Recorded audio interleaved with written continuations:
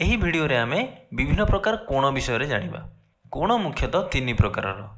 ଗୋଟେ ହେଉଛି ସମକୋଣ, ଆଉ ଗୋଟେ ସୂକ୍ଷ୍ମ କୋଣ ଏବଂ ଆଉ ଗୋଟେ ସ୍ଥୂଳ କୋଣ। ସମକୋଣ କାହାକୁ କୁହାଯାଏ?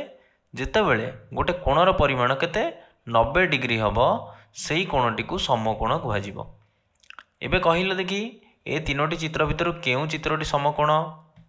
ଦେଖ, ଏଇ ଚିତ୍ରଟି ହେବ ସମକୋଣ। କାହିଁକି? ଏବେ ଏଇଠି ଦୁଇଟି ଯାକ ରଶ୍ମି ଗୋଟେ କୋଣ ବନେଇଛନ୍ତି। ଏହି କୋଣଟିର ପରିମାଣ କେତେ? 90 ଡିଗ୍ରୀ।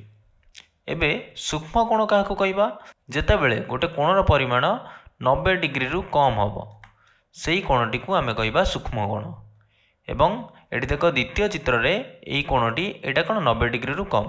90 ଡିଗ୍ରୀ ହେଇଥିଲେ ଏ ଯାଏଁ ଆସିବାକୁ ପଡ଼ିଥାନ୍ତା। ବୁଝିପାରିଲ? ଏହି କୋଣଟି କେତେ ଅଛି? ଏତିକି ଅଛି।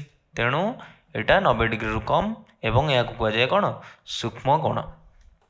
ଏବଂ ସ୍ଥୂଳ କୋଣ କାହାକୁ କୁହାଯାଏ? ସ୍ଥୂଳ କୋଣ ହେଉଛି ସେହି କୋଣ ଯେଉଁ କୋଣର ପରିମାଣ 90 ଡିଗ୍ରୀରୁ ଅଧିକା ହେବ ଏବଂ 180 ଡିଗ୍ରୀରୁ କମ୍ ହେବ। ବୁଝିପାରିଲ? ଏବେ ଏହି ତୃତୀୟ ଚିତ୍ର ଦେଖିବ, ଯଦି ତୃତୀୟ ଚିତ୍ରରେ 90 ଡିଗ୍ରୀ ଏଇଠି ରହିବ ଏବଂ ଏଇଟା ଦେଖ 90 ଡିଗ୍ରୀକୁ ପାର କରି ଆଗକୁ ଯାଇଛି। ସେଥିଲାଗି ଏଇଟା 90 ଡିଗ୍ରୀରୁ ଅଧିକା। ତେଣୁ ଏହି କୋଣଟିକୁ ଆମେ କହିବା କ'ଣ? ସ୍ଥୂଳ କୋଣ।